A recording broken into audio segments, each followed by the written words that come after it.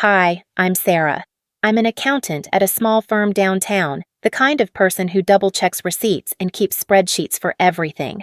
I've always been the quiet one in my family, the one who listens more than she talks, who helps more than she asks for help. But Thanksgiving 2023 changed everything. That was the night my own aunt called me a worthless nobody in front of my entire family, and they all just laughed.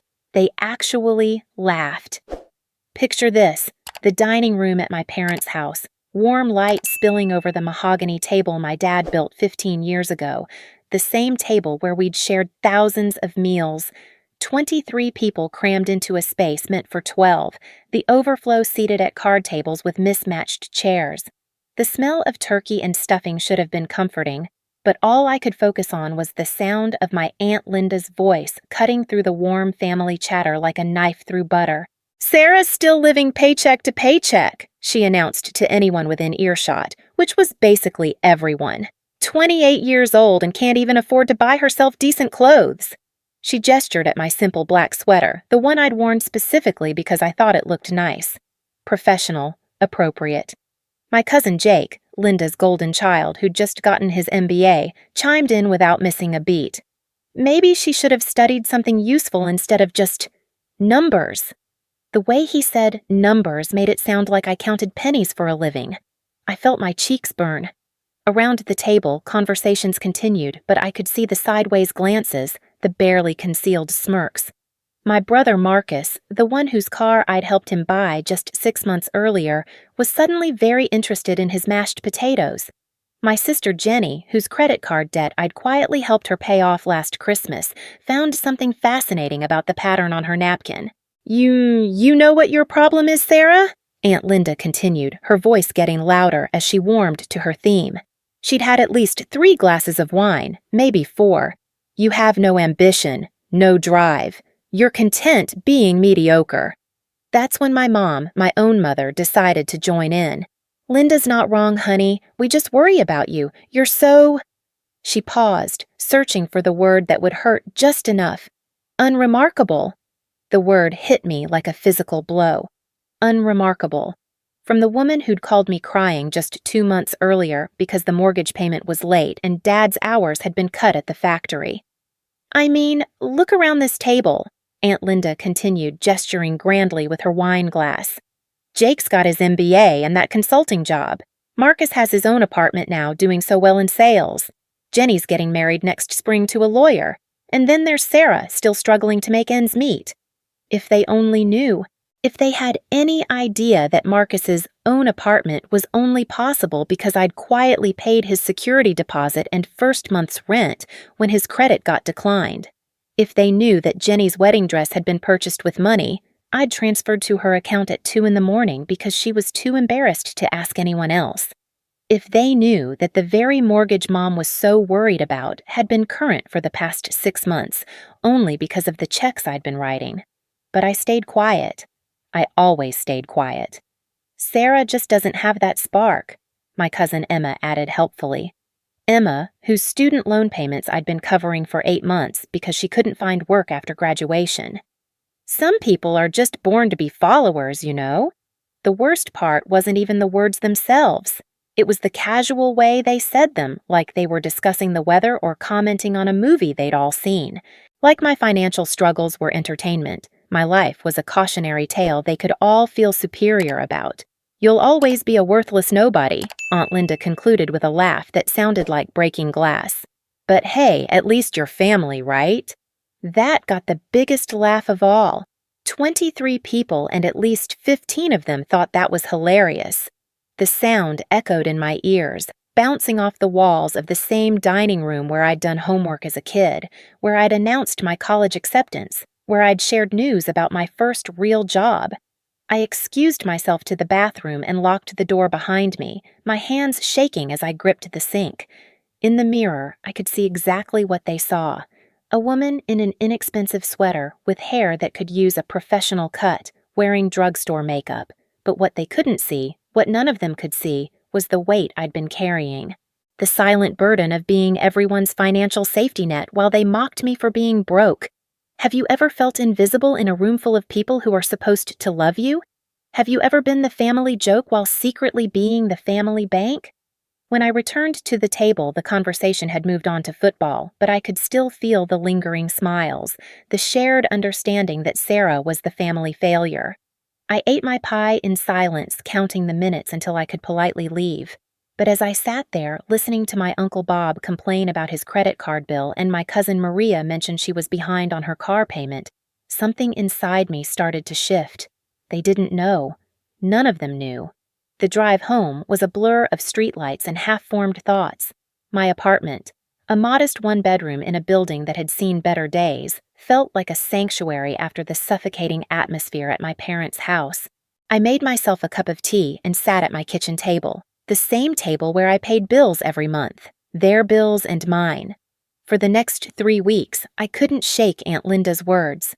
Worthless nobody.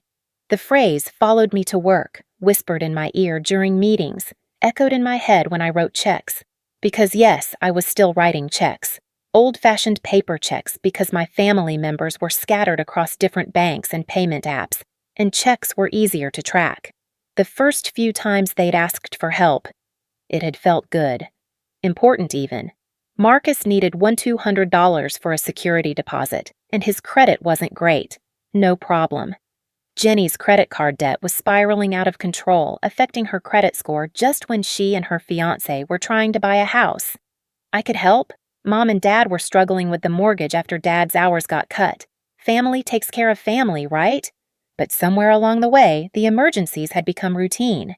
The grateful thank yous had become casual assumptions. The promises to pay me back had become forgotten conversations, and I'd become the family's unacknowledged ATM, dispensing money while being dismissed as the one who couldn't get her life together. 3 days after Thanksgiving, my brother Marcus called. Not to check on me, not to see how I was doing after what happened at dinner. He needed $800 for his car insurance. His payment had bounced, and he couldn't afford to let his policy lapse. "I'll pay you back Friday when I get paid," he said. The same thing he'd said 6 months ago, and 3 months before that, and countless times in between. "You know I'm good for it." I almost said yes. The word was right there on my tongue, the automatic response I'd trained myself to give. But instead, I found myself asking, "Marcus, do you think I'm a worthless nobody?" "What? Sarah, what kind of question is that?" "Aunt Linda called me a worthless nobody at dinner." "You were sitting right there. Do you think that's what I am?" There was a long pause. Look, Linda was drunk. She didn't mean anything by it. You know how she gets. "But do you think I'm worthless?" Another pause. "Of course not. You're my sister. Listen, about that 800... I hung up the phone. That night, I did something I'd never done before. I opened my laptop and created a spreadsheet. Not for work, not for my own budget, but for them, for my family. I started with January 2021 and worked my way forward, documenting every transfer, every check, every time I'd quietly stepped in to save someone from financial embarrassment. Marcus. Car down payment, $3,500. Security deposit, $1,200. Insurance payments, $2,400 total. Car repairs, $1,800. Credit card payment when he was late, $650. Emergency loan for his girlfriend's medical bills, $2,200. Jenny. Credit card debt payoff, $8,200. Wedding dress, $1,400. Bridesmaid dress for her friend's wedding, $300. Down payment assistance for her house, $5,000. Emergency veterinary bill for her cat, $900. Mom and Dad, mortgage payments, $3,200 per month for 6 months, $19,200 total. Home repair after the roof leaked, $4,500. Dad's medical bills after his accident, $2,800. Christmas gifts they couldn't afford, $650. The list went on. And on and on. Uncle Bob, $1,200 to avoid credit card late fees. Cousin Emma, student loan payments, $450 per month for 8 months, $3,600 total. Aunt Carol, emergency dental work, $2,100. Cousin Mike, legal fees for his DUI, $3,000. By the time I finished, it was nearly 3 in the morning. The total was staggering, $67,850 over the past 3 years, $67,850. I stared at the number on my screen. This digital monument to my own financial generosity and their collective amnesia. The worthless nobody had quietly given her family enough money to buy a luxury car. The unremarkable one had been remarkably generous. The family failure had been the only thing keeping several family members from actual financial failure. I saved the spreadsheet as Family Financial Assistance 2021 to 2023 and closed my laptop. Tomorrow was Friday. Tomorrow, Marcus would get his paycheck and probably forget all about the $800 he'd asked for. Tomorrow, someone else would call with an emergency, and they'd expect me to say yes because I always said yes. But as I finally drifted off to sleep, Aunt Linda's voice echoing in my dreams, I realized something had fundamentally changed. The quiet family accountant who always helped, who never complained, who accepted their mockery with a smile, she was done being quiet. Have you ever discovered that your own family's opinion of you was built on a foundation of lies? Have you ever realized that the people who called you worthless couldn't survive without your worth? I was about to find out what happened when the family bank decided to close its doors. The next morning, I woke up with a clarity I hadn't felt in years. I made my coffee, checked my emails, and stared at the spreadsheet I'd created the night before. In the harsh light of day, the numbers seemed even more surreal. Nearly $68,000. That was a year of my salary after taxes.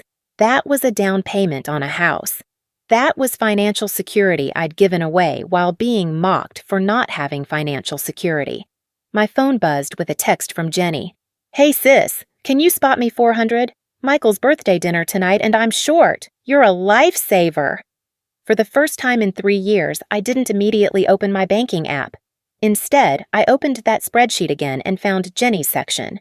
$8,200 for credit card debt, $1,400 for her wedding dress, $300 for a bridesmaid dress, $5,000 for her house down payment, $900 for her cat's emergency surgery, $15,800 total. But sure, I was the one who couldn't manage money. I typed back, "Sorry, can't help this time." My phone rang within 30 seconds. "Sarah, did you get my text? I just need a small loan until—" I got it, and I said no. "No?" Jenny's voice pitched higher, like I'd spoken in a foreign language. "But it's just $400. You always—" "I always what, Jenny?" "You always help out. It's what you do." "What I do." I repeated the phrase slowly. "Jenny, do you remember what Aunt Linda called me at Thanksgiving?" "Oh, that. Sarah, she was just drunk. She didn't mean—" "She called me a worthless nobody. You were there. You heard it. Did you say anything?" Silence. "Did anyone say anything, Jenny?" "Look, family dinners get crazy. People say things they don't mean. But about tonight—" "How much money have I given you over the past 3 years?" "What? I don't know. I don't keep track of—" $15,800. The silence stretched so long I thought the call had dropped. "That can't be right," she finally whispered. "I have records, Jenny, spreadsheets, bank statements, $15,800 from the worthless nobody to help you build your perfect life." "Sarah, I didn't realize—" "Of course you didn't. None of you did, because keeping track would make it harder to ask for more." I hung up the phone and turned it off. That weekend, I did something I'd never done before. I went shopping for myself. Really shopping. Not just grabbing necessities. I bought a beautiful blue dress that made my eyes look brighter. I got my hair cut and styled at a salon instead of the budget chain I usually went to. I bought makeup that cost more than my usual drugstore brands and shoes that were both comfortable and stylish. Standing in front of my bathroom mirror Sunday night, I barely recognized myself. This wasn't the dowdy family disappointment they all saw. This was a woman who'd been hiding behind other people's emergencies, who'd been so busy rescuing everyone else that she'd forgotten to rescue herself. Monday morning at work, 3 people commented on how great I looked. My boss, Mr. Henderson, actually stopped by my desk to compliment my presentation from the previous week. "You've always been detail-oriented, Sarah, but lately you seem more confident." "It suits you. Confident. When was the last time someone had called me confident?" My phone had 17 missed calls when I turned it back on Monday evening. Marcus, Jenny, Mom, Dad, even Aunt Linda.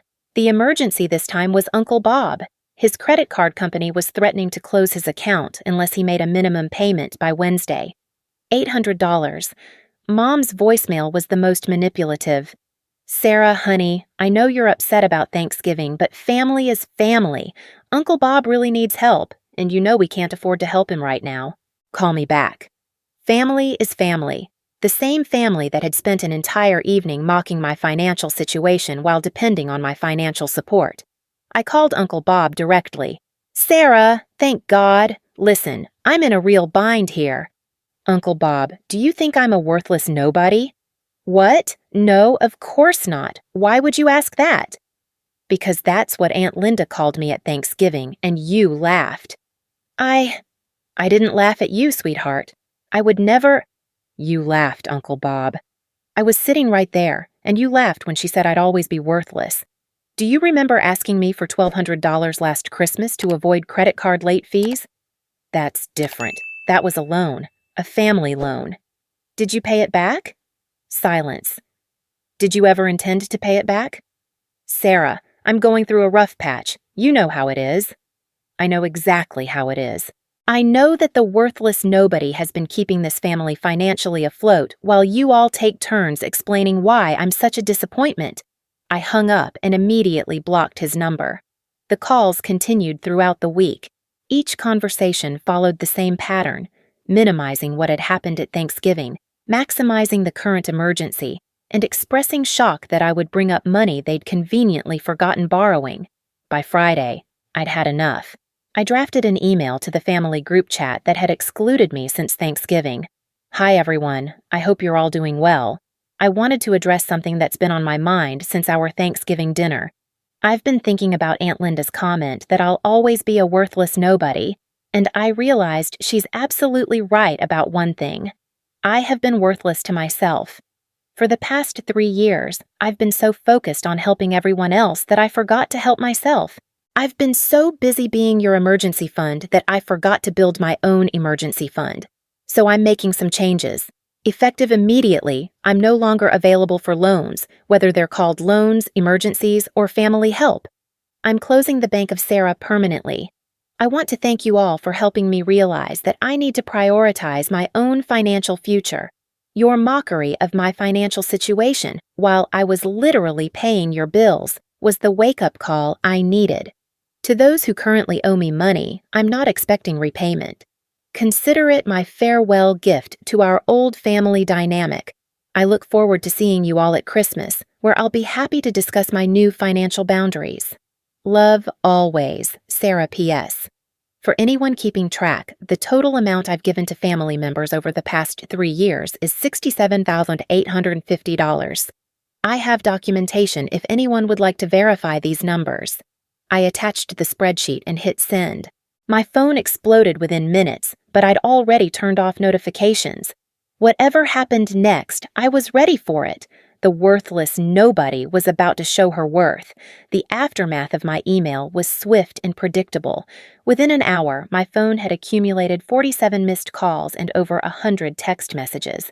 I let them pile up like digital snow while I calmly ate dinner and watched Netflix. For the first time in years, someone else's financial emergency wasn't my problem. Saturday morning, I decided it was time to gather actual proof. The spreadsheet was damning, but I needed documentation that would leave no room for denial or gaslighting. I drove to my bank branch and requested printed statements for the past 3 years, every account, every transaction. This is quite a bit of paperwork, Ms. Chen, the teller said, eyeing the thick stack of statements she was preparing. Is everything all right? Everything's perfect, I replied. I'm finally getting my financial life in order. Back home, I spread the statements across my dining table like pieces of a jigsaw puzzle. Each highlighted transaction told a story of quiet desperation, theirs, not mine. The $200 monthly transfers to my parents' account. The $450 automatic payments to cover Emma's student loans. The emergency Venmo transfers at 2 a.m. when someone's rent was due and their account was empty. My phone rang. Mom's ringtone. Sarah Elizabeth Chen, what on earth has gotten into you? Her voice was sharp, authoritative, the tone she'd used when I was 12 and had broken her favorite vase. That email was completely inappropriate. Was it inaccurate? That's not the point. You don't air family business like that. And that number? $67,000? That's impossible. I pulled out the bank statement from October 2022. October 15th, electronic transfer to Marcus Chen, $1,500. Memo, emergency car repair. October 22nd, electronic transfer to Jennifer Chen, $1,200. Memo, wedding photographer deposit. I kept reading, my voice steady and clinical. October 30th, electronic transfer to Robert and Linda Chen, joint account, $800. Memo, credit card minimum payment to avoid late fees. Sarah, stop! Should I continue? Because I have 2 more years of this. You're being cruel. I'm being factual. There's a difference. Mom's voice cracked. We never asked you to keep track like this. Families help each other. That's what we do. You're right, Mom. Families do help each other. When was the last time anyone helped me? The silence stretched long enough that I wondered if she'd hung up. Finally, she whispered, You never asked for help. I never asked because I was too busy giving it. After she hung up, I continued my documentation project. I photographed every relevant bank statement, organized them by family member, and created individual folders. Marcus had his own thick stack, 43 separate transactions totaling $18,450. Jenny's folder was almost as thick. Even my teenage cousin David, who'd needed money for his class trip to Washington, D.C., had his own small section. Sunday afternoon brought an unexpected visitor. Marcus stood at my door holding a gas station bouquet and wearing the sheepish expression he'd perfected as a child when caught stealing cookies. Can we talk? He asked. I let him in, noting how his eyes immediately went to the dining table covered in bank statements and spreadsheets. Jesus, Sarah, this looks like a FBI investigation. It's more thorough than that. The FBI doesn't usually have 3 years of emotional manipulation to sort through. He sat heavily on my couch. Look, I know you're upset about Thanksgiving. I'm not upset about Thanksgiving, Marcus. I'm upset about the 3 years leading up to Thanksgiving. I'm upset that my own family thinks I'm a financial failure while I'm literally keeping you all afloat. We don't think you're a failure. I walked to Marcus's folder and pulled out a highlighted statement. December 2021, Christmas Eve. You called me crying because your rent was due and your commission check was late. I transferred $1,200 in 20 minutes. The next day, at Christmas dinner, you told everyone about your amazing month in sales and how well you were doing. His face flushed. I was embarrassed. I didn't want everyone to know I was struggling. But you were fine with everyone thinking I was struggling. That's different. How? He couldn't answer. Marcus, in the past 3 years, you've borrowed $18,450 from me. Not once have you paid anything back. Not once have you acknowledged what that money meant to you, or what giving it meant to me. But you sat there and laughed when Aunt Linda called me worthless. I didn't laugh. I pulled out my phone and scrolled to a video Jenny had posted on Instagram during Thanksgiving dinner. The audio was clear enough, Linda's voice saying, "Worthless nobody," followed by unmistakable laughter. Marcus's laugh was distinctly audible. Technology is amazing these days, I said, watching the color drain from his face. He left without another word, taking his gas station flowers with him. Monday morning, I took a personal day and drove to my bank's main branch. I requested a meeting with the manager, Janet Perkins, a woman I'd worked with for several years on my small business accounts. I need you to document something for me, I told her, spreading my evidence across her desk. I need official bank verification of these transactions. Janet studied the statements, her eyebrows rising steadily. Sarah, this is a substantial amount of money. Are you filing a police report? Nothing illegal happened. Just family members taking advantage of someone they considered too weak to say no. $67,000, she murmured, adding up figures on her calculator. That's more than most people's annual salary. It's more than my annual salary. Janet printed official bank letters verifying each transaction, complete with account numbers, dates, and amounts. I've never seen anything like this, she said, sealing the documents in an official bank envelope. The consistency, the amounts? Sarah, you've been running a one-person charity organization. The charity is closing, I replied. That afternoon, I received a call from an unknown number. When I answered, a professional voice introduced herself as Patricia Williams, Jenny's future mother-in-law. Ms. Chen, I hope you don't mind me calling. Jenny gave me your number. I wanted to thank you. Thank me? For your financial assistance with the wedding preparations. Jenny mentioned you've been helping with various expenses, and I wanted you to know how much that means to Michael and me. My blood ran cold. Mrs. Williams, what exactly did Jenny tell you? That you've been so generous helping with the dress, the photographer deposit, various other costs. It's wonderful to see sisters supporting each other. Jenny had been taking credit for my financial support. Not just accepting it quietly, but actually telling her fiancé's family that she was the generous sister. Mrs. Williams, I appreciate your call, but I think there might be some miscommunication about who's been helping whom. After explaining the real situation to an increasingly horrified Patricia Williams, I had another witness to add to my growing collection. Tuesday brought a certified letter from Aunt Linda. Inside was a check for $200 and a note. Sarah, I'm returning the money from Christmas. I don't remember asking for a loan, but Bob showed me his bank records. I'm sorry if I was rude at Thanksgiving. You know how I get with wine. If she was rude. If. I deposited the check but kept the note. Evidence of partial admission, if not full accountability. Wednesday, my cousin Emma showed up at my office during lunch break. She looked terrible, red eyes, rumpled clothes, the appearance of someone who hadn't slept in days. You're ruining my life, she said without preamble. I'm ruining your life by not paying your student loans anymore? My parents are furious. They had no idea you were covering my payments. They think I've been lying to them for months. Haven't you been? That's not the point. They've cut off my allowance and my credit cards. They're making me move back home. All because you decided to throw a tantrum about Thanksgiving dinner. I stared at her. Emma, you're 24 years old. You have a college degree.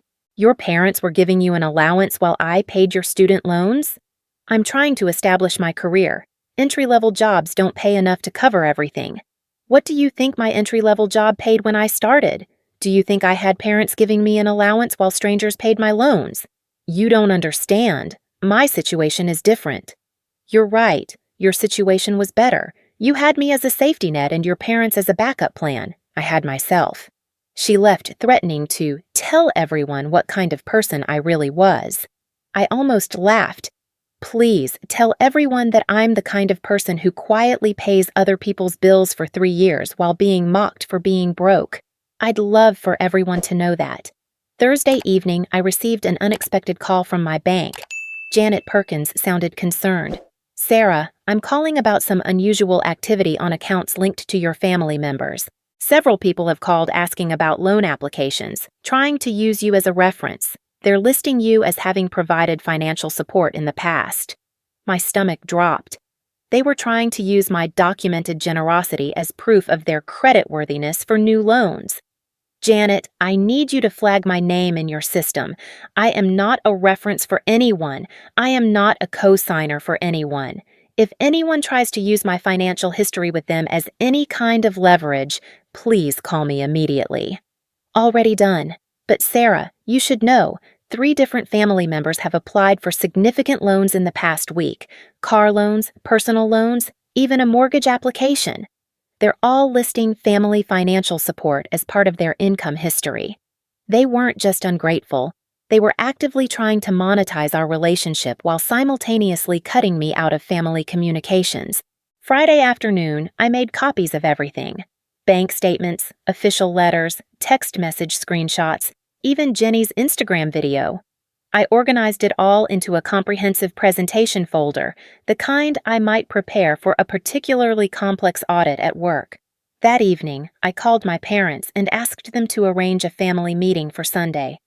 Everyone who borrowed money from me should be there, I said, and anyone who wants to understand why I'm setting new boundaries. Sarah, this has gone too far, Dad said. You're tearing the family apart over money.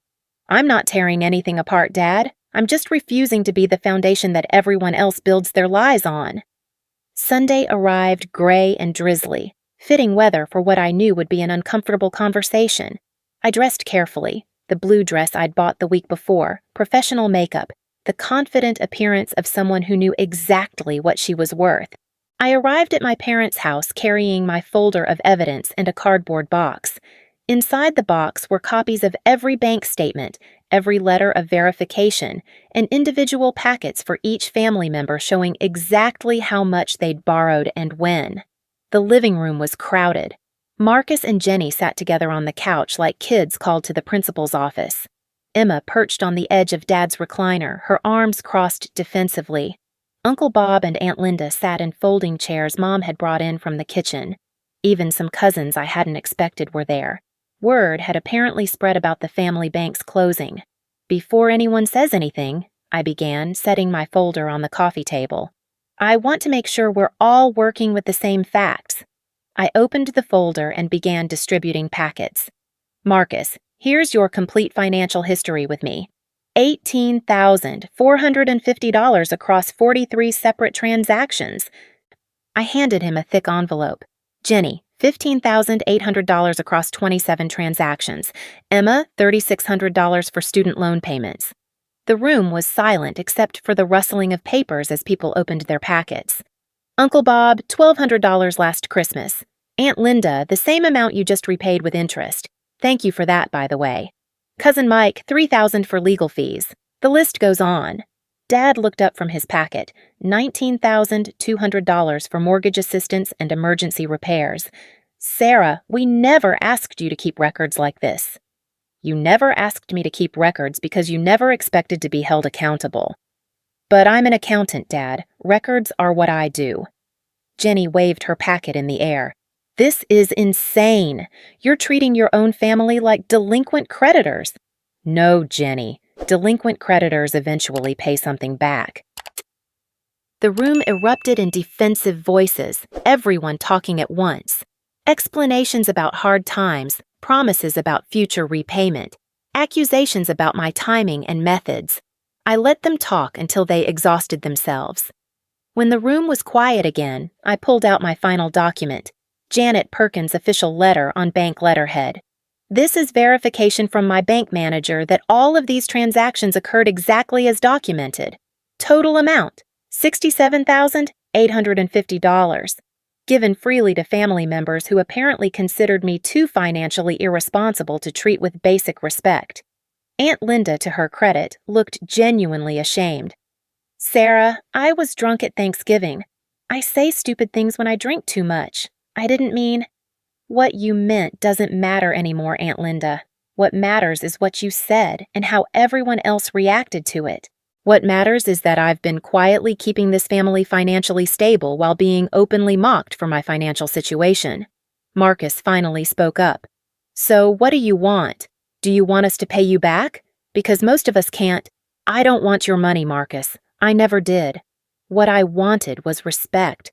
What I wanted was acknowledgement. What I wanted was for my own family to see my worth. We do see your worth, Mom said quietly. No, you don't. You see my utility. There's a difference. I stood up and picked up my empty folder. I'm not here to punish anyone or to demand repayment. I'm here to announce that the Bank of Sarah is permanently closed. No more loans, no more emergency funds, no more quiet bailouts. But what if there's a real emergency? Emma asked. Then you'll handle it the way adults handle emergencies. You'll figure it out yourselves. Jenny's voice was small.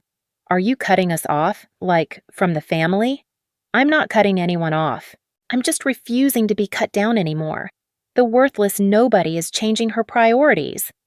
As I walked toward the door, Uncle Bob called out, Sarah, wait. We do appreciate what you've done for us.